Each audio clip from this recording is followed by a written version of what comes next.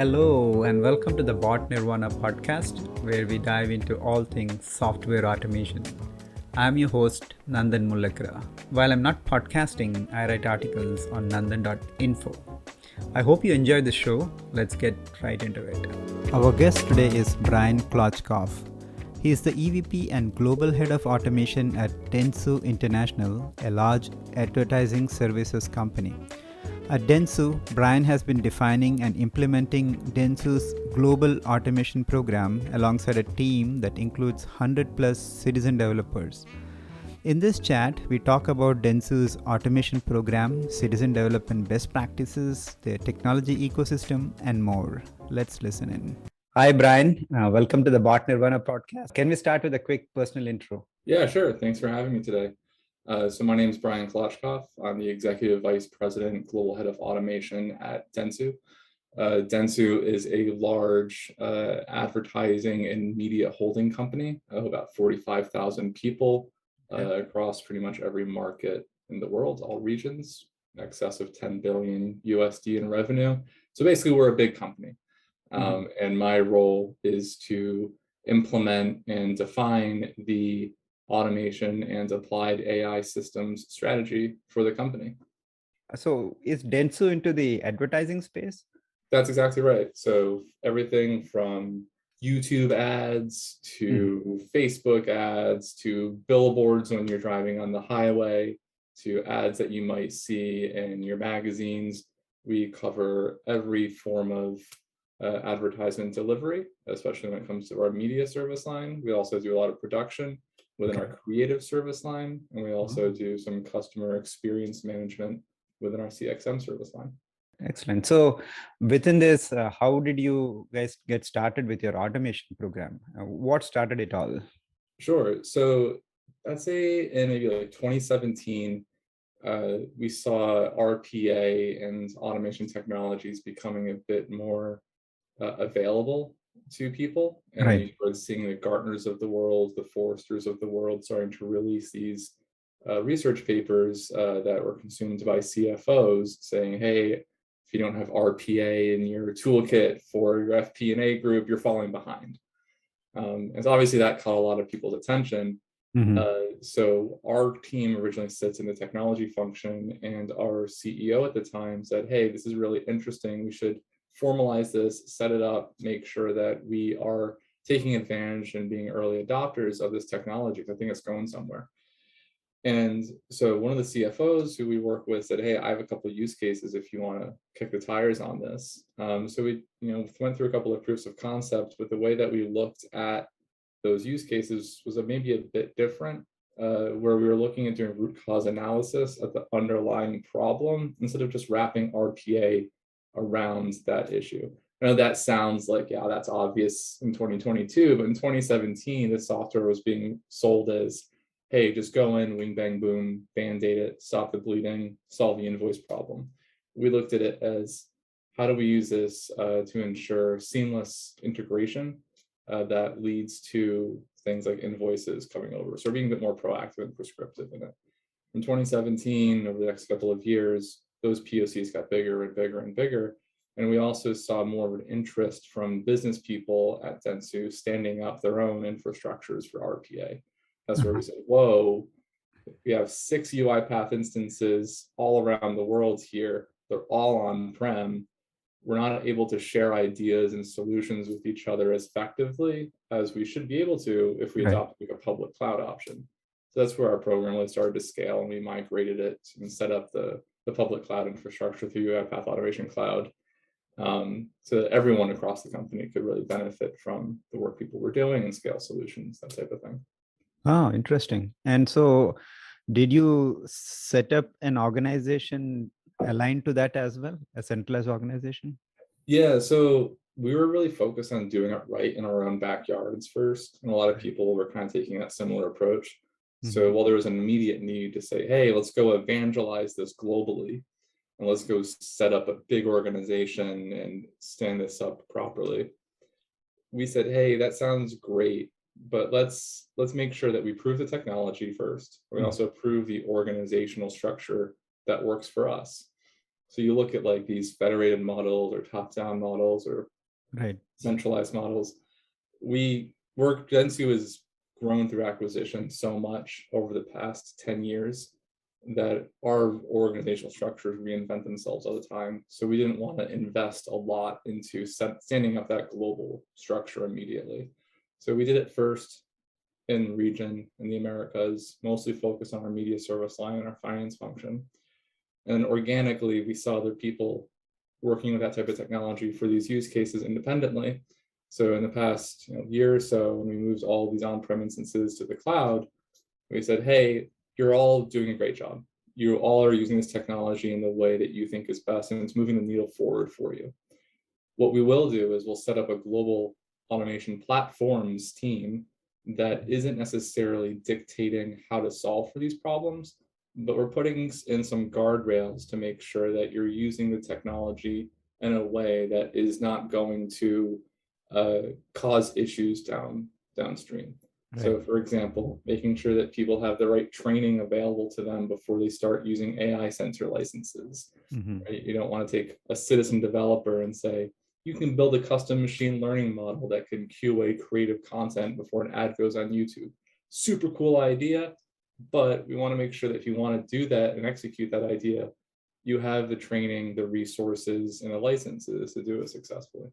So our global organization remit now is more focused on people enablement than anything else. We want to make sure that the people who want to get involved in this technology can get involved seamlessly and have our support as a governance body to enable them to do that through system configurations.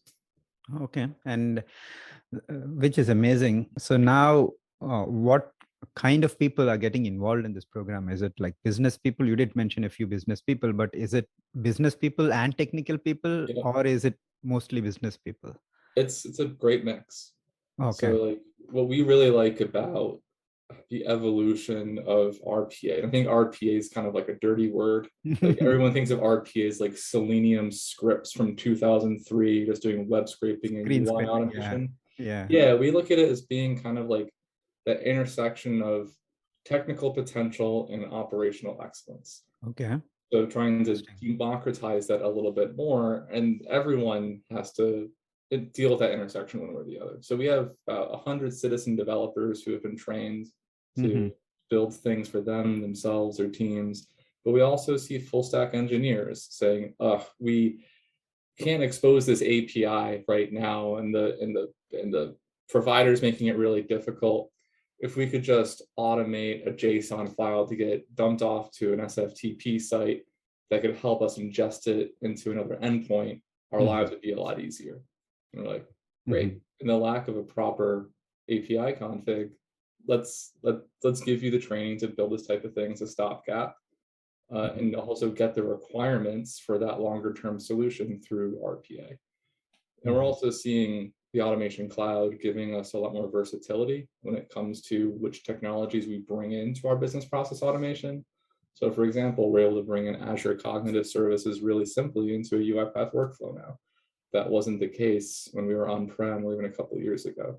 So I guess what I'm trying to say is, because the evolution of RPA has happened at such an exponential rate, being on a public cloud lets everybody have some level of access or involvement in the program. So we span from purely automation consumers, is what we call them, people who just want to run a bot that makes their life easier. Hey, I want to run a bot that splits a PDF for me because I could never figure out how to split a PDF. Okay, not a super exciting use case, but it's a use case. Here, you can hit play, you can run on Assistant. Citizen developers are building those types of things.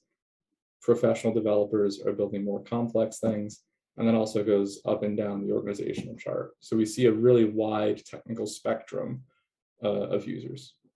Wow, that's great. So one other thing that comes to my mind is, having some rogue developers out there because it's an open program. So how do you ensure that, you don't have such people coming and tinkering with your data?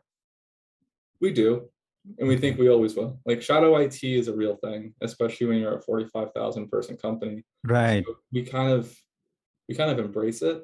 Okay. And we say, hey, that's amazing. You want to go do something better. Mm-hmm. Fantastic. If we could work with you to bring you into the fold and make sure that your work is shareable with other people and give you the right training in the meantime, that seems like a win for everybody. So I think the thing about shadow IT or rogue developers or rogue RPA teams is that they have the best of intentions to build things for them and their stakeholders. But when you're at such a large organization, if you go in and you say, hey, that thing that you're doing in Singapore could really resonate with someone in Canada. Mm-hmm. And we're not here to tell you that you're building it wrong. We're not media experts. We're not advertising or creative experts, but we can see what is a scaling opportunity. We would love to bring your work to the forefront of what we're doing, that you really involved in this community of automation enthusiasts, developers, and business leaders. And that usually goes pretty well. So tactically, that's the strategy, right? Build a community, invite people in. Mm-hmm. Tactically, what we do to kind of find those pockets of excellence is we run keyword searches on Snow Inventory, which helps us look at applications and licenses on PCs in our network. Mm-hmm. And so we'll say, hey, keyword search UiPath. Whoa, we found 50 developers in Australia that we didn't know about before. Or someone downloaded the freemium edition of Automation Anywhere in France. Let's go talk to that person and make sure that they're aware of this larger program so they don't have to start from square one. So we're doing quarterly audits like that for a couple of reasons. First and foremost, to make sure we're bringing people into a more mature program. They don't have to start from scratch, but also to make sure that if we do have commercial contracts out there that our central teams aren't aware of, we can assess them and say, hey, do we really need to have provider X if we already have provider Y? And I'm not going to use Right. names because I know that people are going to listen to it, but should we sunset that contract? Do they complement each other? Do they supplement each other, or are they redundant? So really trying to make sure we're being good stewards of budget for the business, but also good stewards of solutions for our users. Okay, excellent. And I like that you are taking it very positively and bringing in everyone possible in the fold, right? And you did mention that you have placed enough guardrails so that these things are all secured. Okay, and so you spoke about technologies, other things that people are bringing in, not don't bring in duplicate, but you want to ensure that you're bringing in the right technologies that's needed, right? And especially now that the automation space, or the what Gartner calls as the hyper automation space, is having multiple possibilities out there. What possibilities are you seeing there at Dentsu? Sure. I mean, we're starting to see, well, I think it's funny, you go from like automation is the forefront trend, or RP is the forefront trend in 2017, then 2018 they say, oh, it's automation. Now 2019, hyper automation, and it's intelligent automation, and it's hyper intelligent Yeah, automation. exactly. Yeah, I want to know what they're going to come up with next. Yeah. But yeah, so I think that we're seeing a lot more people getting hit up by companies that are more niche in the space. So Right. like specifically focused on a specific business problem, because you start seeing like the UiPath and the Automation Anywheres, it's really tough to keep track of all the products that are coming into that ecosystem. Mm-hmm. And the releases, like there's 2 major releases per year with these platforms, but there's also monthly releases on the public cloud. So you're Correct. seeing these features getting rolled out a lot. And we work really closely with our technical account teams and our providers to make sure we're educated on that, and we synthesize that information and then push it back out to our community. But Right. that's a lot of work. So Mm-hmm. you start seeing people who are in the business function saying, I don't want to deal with that whole ecosystem, but this company over here is telling me that they've already solved for my specific use case with their niche and nuanced automation technology. So I think you're going to see a lot of smaller players saying, we don't want to be UiPath, we don't want to be Microsoft, we don't want to be Automation Anywhere. But they're saying, but we will automate invoice type X in the best possible way within this industry. Yeah. And that's appealing because you're basically saying, we've done the requirements discovery for you. We're selling you a product, not necessarily a platform. So we've seen that pop up a little bit, and there's a place for that type of stuff depending on the business need, right? Like if there's an Right. immediate need in the business and they have budget to Mm-hmm. do that thing, our perspective and philosophy is, who are we to get in the way of progress. Mhm. We'd rather invite that in if it makes sense for that stakeholder's goals and that business unit's goals, and then figure out, is there a more sustainable solution in one of our native business platforms, for example. So like Yeah. if we're looking at Dynamics 365 and there's a feature gap in how we configured it, we're looking to plug that thing in the short term and use that plug as a requirement set to configure the proper thing longer term.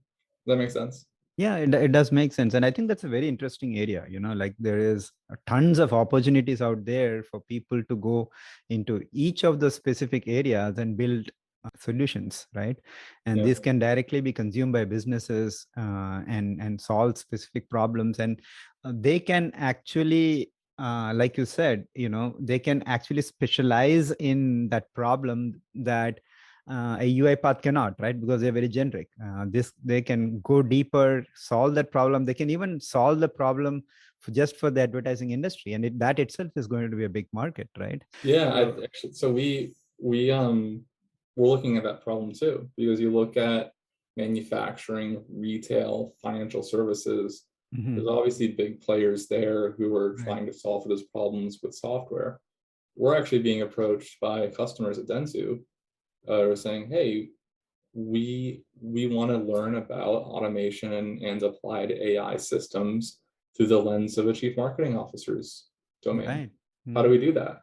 And mhm, our chief product and technology officer Shiva Vanavada and our CTO Dominic and our CIO Sean say, hey, let's all think about this and say, we've kind of done this at Dentsu before. We'd mhm. love to bring our customers along for the journey and kind of act as a conduit into this world for you. So we're looking at doing that more and more with existing and net new customers. It's a great opportunity. Oh, that's an interesting angle. Have you seen anything like that, concrete that came up Yeah, from your customers? Okay. yeah. So we see this come into RFPs on a regular basis now. We see Wow. customers saying, hey, how is Dentsu differentiated when it comes to applying automation and operations? And then That's coming out of that pitch, we say, hey, this is what we do. We have citizen developers. Our operations teams are trained directly in this. They're mhm, not beholden to some automation czar or far removed in the technology team. We actually train people on the account teams to build solutions to make the operations for you as a customer work more seamlessly. And so the partnership that we have with our customer allows people to focus on creative problem solving, not processing invoices, which ends up happening a lot. So we look at like our entry level employees and we say, hey, we have some really smart, talented, capable people coming straight out of school, and they didn't get degrees to copy paste information from Excel into some system. They came out of school to get into marketing and advertising to build the next great campaign, to mhm. deliver the next great insights. And we want our customers to know that automation is helping enable those people to deliver even more value for our customers by mitigating the admin overhead and the higher volume, lower value tasks that people typically had to do 10 years ago. We don't have to do it anymore. So I just want to ask you about the citizen developers, because Yeah. we keep talking about that, and many companies struggling to get the whole citizen development thing going, right? So what would be your advice for people who want to involve more citizen developers? I think looking at it as a business problem is the biggest piece of advice. It's not saying, hey, we have licenses, we got to consume licenses. You look at it and you say, there are use cases in the business that a centralized automation team doesn't have the bandwidth to solve for, and we don't want to say no to people. So our team said, let's teach people how to fish. Let's enable people. Our automation program from the beginning has been about elevating people's potential by integrating automation and AI into everything we do. So long way of saying, let's give people the tools that they need to be innovative. And also make sure that our professional development teams aren't being wasted on 5, 6, 10 hour per week tasks, right? So we don't want to say, hey, we're really sorry, Bill. We see that this task takes you 1 day per week. but we have to reject it because that doesn't merit the ROI to have a professional developer go do it. That bill in that case is going to say, well, I guess I'll spend 20% of my year doing this one task until I can hand it off to somebody else. So our thesis on this is, well, let's not hand it off to somebody else. Let's hand it off to a digital robot, and let's teach Bill how to train that robot. And that gives Bill a transferable skill that he can really take anywhere. And we believe that when we give people transferable skills, they stay with us because we're investing in them and their future. So looking at it as a people problem, a business people problem, has been really cathartic for us because we are seeing people who've previously thought that this type of technology, you had to have a CS degree or you had to, Right. it was so edge, right? It was sci-fi type stuff. And we're saying it's not. Let's just break down that barrier. Let's invite you into the fold, give you the right training, and let's get you building stuff for you and your team so that it opens up capacity for you and your team, and also opens up capacity for me and my team because we're not solving for 100 little problems. We're solving for 5-10 big ones per year. Okay. And do they have like a technology mentor or someone they can come to if they're stuck? How does that work? So we have office hours every week. So we really teach it like a university course, right? So we said, hey, you're going through this training session. We're investing in making sure that you're able to invest in yourself and solve for these problems. If you get stuck, we don't want you to get frustrated. Come to the office hours. Come talk to an expert in UiPath Studio X. And we have signups on that. They get people sign up on Fridays, then we have them on Tuesday, Wednesday, Thursday, hour sessions. Okay. And we also set up kind of an internal community for peer-to-peer support as well. So each level across our persona base, we have levels of engagement between citizen developers, between professional developers, and the community at large. So it's been pretty grassroots from the beginning. And what we're really trying to do is make sure that we're putting enough of a framework around it so that it can continue to grow and thrive as a peer-to-peer support mechanism. One last question on that one. What kind of people do you see embracing citizen development more? Just people who know that there's a better way to do something, right? Okay. So like, I think it's easy to say like, oh, people with a BBA background are going to do a really great job. Like, yeah, of course, that makes sense. But we're seeing people who don't have that type of background, but they just were never exposed to it, right? They didn't know it existed. So like this morning we had a town hall with a couple hundred of our community members who joined, and we had a managing director of financial operations share 2 solutions that she built. And this is somebody who's pretty high up in the organization, right? And she said, oh, I want to make sure that my team has citizen development capabilities, and I want to really double down on this. And she said, you know what, I want to take the training too. If they can do it, I can do it. And she presented out these 2 solutions today that save her over a week of time per year. And she built them herself, and they're probably scalable to other MDs, honestly, because it's like weekly reporting type stuff. And she's also not pushing that work down to people on her team, right? So she's delegating work to a bot instead of to someone on her team to delegate it even further down the food chain. So we see people from all walks of life benefiting from it.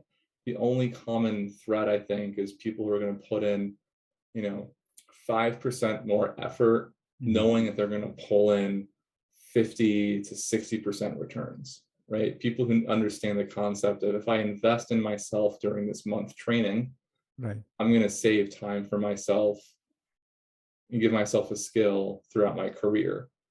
That type of mentality, you know what I mean? Yeah. And I like that because, we've always had this training and mandatory training in corporations, and this is like an actionable skill that people are learning that they can use, which is good, right? Which helps them with their work, day-to-day work. Yeah, well, it gets interesting when you start seeing like the debates between people who do have CS degrees and people who do have advanced technical certifications, saying, oh, well, that's not really automation. It's like, oh, okay, we can have this debate around what is technical automation versus what's not. But if you take it back anthropologically to what is automation, it's the elimination of manual effort, right? So like we look at like the ramp, Mm-hmm. right? Physical machine, the ramp. That's automation in my mind, right? Yeah, true. Reducing effort.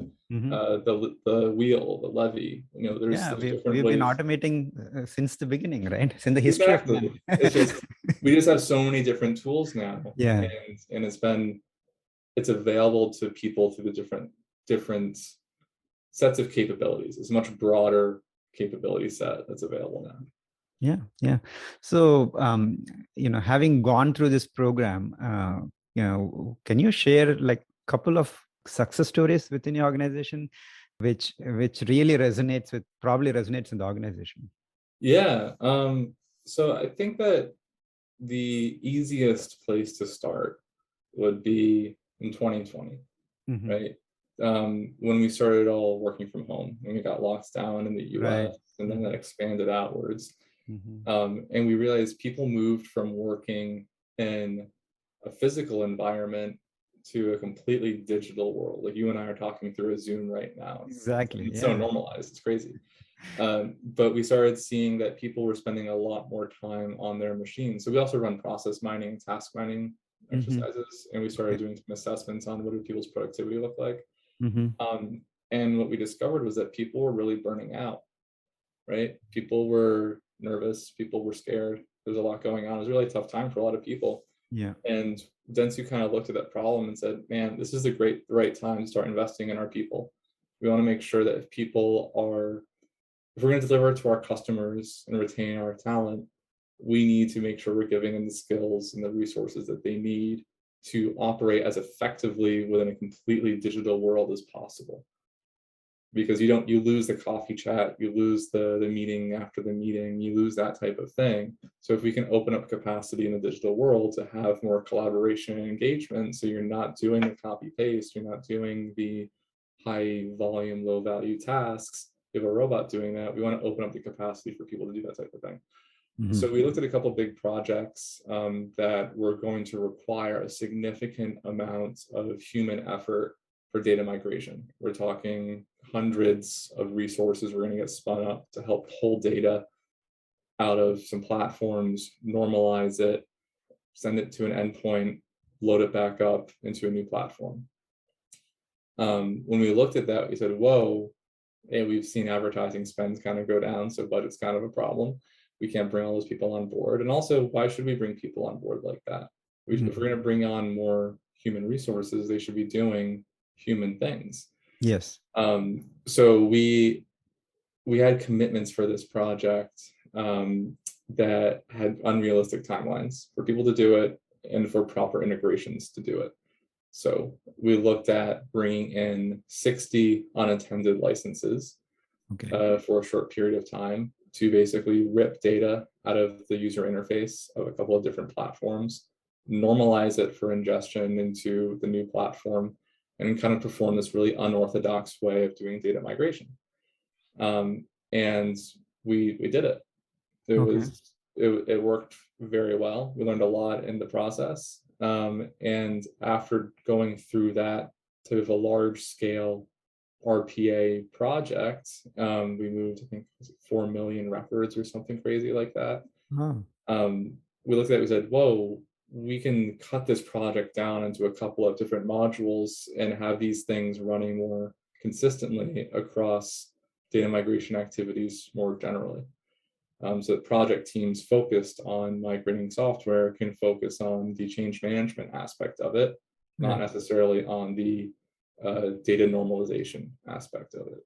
Mm-hmm. So I think that was a major success for us, and it really opened up a lot of doors for how automation was leveraged at the business, because we had about 30 days to get this data from endpoint A to endpoint B. So we saw a significant amount of concurrent usage for these unattended bots, doing what basically would have taken 200 or 300 people to go and copy paste stuff out of the UI, normalize it, and push it to the new place. New system. Okay. And you said you do a lot of mergers and things like that. So makes sense. Yeah. So you mentioned process mining and task mining. And so what other technologies do you have on the stack for automation? Sure. So within the process and task mining area, we use Fortress IQ, which was recently acquired by Automation Anywhere, of Automation. course. Mhm. And again, going back to the M&A activity, we like Fortress IQ because of the computer vision aspect of it. Mhm. We have so many different business platforms that we've just brought into our application ecosystem. It makes it difficult to know who even owns the 6 different instances of Salesforce sometimes. Like, who's the right admin to go to? If we were to bring in at the time a Salonis or something like that, we don't even know which Salesforce to plug into. And Right. also there's deprecation activities to consolidate those business platforms over time, but we have an immediate need to understand business process transparency now. So we've been using Fortress IQ since 2019 to do that type of activity. And we don't really look at that as being a starting point for automation. We look at it as being a starting point for operational transparency. Mhm. So we're not saying, oh, every use case that we find with process mining is going to go into an RPA pipeline. We say, hey, no, it's going to go towards global sourcing, maybe offshoring, nearshore. Mhm. Maybe it will go towards training and change management. Right. Right? People aren't doing the thing they're supposed to be doing. Right. Software training, people aren't aware that there is a batch upload functionality and they don't need to copy paste with what they're doing. Maybe it'll go towards automation, but there's some different ways that we like to look at that data from a continuous improvement and operational excellence perspective. So that'll be the process and task mining bit. We also use UiPath task capture as part of that stack, Mhm. because sometimes you don't need to look at 50 or 60 users in a shared services team. You just want to document the process you're doing right now. Right. And we don't have the same controls in place or documentation requirements that you might see at a financial services company. So Mhm. we're really trying to make sure we're doing a better job of maintaining our process documentation. And again, it's by enabling people to have that task capture access so they can say, hey, this is what I do as part of my onboarding, whatever. We also look at the cognitive services aspect of things, which is where we're starting to foray a bit more into right now as we stabilize out process mining and RPA. So we have a great partnership with Microsoft as a large customer and a large partner of ours. So we look at the Azure Cognitive Services Suite as something that can really hypercharge. See, I just used the Gartner thing, didn't I? That can hypercharge the automations that we build out within a UiPath or like something like that. And we're, like I said, we're doing these quarterly audits to make sure that anything else that falls into the realm of automation today or automation of tomorrow, that we get an understanding of it and we bring it into the stack or consolidate it when needed. Thank you so much, Brian. This was a fascinating chat. So before we go, can you tell people where they can find and connect with you? Sure. I'm on LinkedIn. That's where you found me. Yeah, exactly. And I was so surprised you replied so quickly. In fact, that first input I asked, and immediately you gave me that input. I was so surprised that you had all that ready. Hey, I mean, I love talking about this stuff. I love engaging with people like you and other enthusiasts in the space on it. There's a lot of really great thoughts out there, and there's a lot of different ways of cutting the problem. Right. So, I mean, I think you just blew up my LinkedIn inbox. So thank you for that. But it's a great conversation to have, and I'm glad to be a part of it. I'm looking forward to hearing from your other contributors on what their thoughts are in general as well. So thank you for having me. Thank you, Brian. Thanks for taking time to be with us today. Thank you. Thank you for joining the Bot Nirvana podcast. Appreciate if you can leave a review on iTunes or Stitcher. Catch the show notes on botnirvana.org. While you're there, feel free to explore more automation ideas, tutorials, tools, and more. See you next time.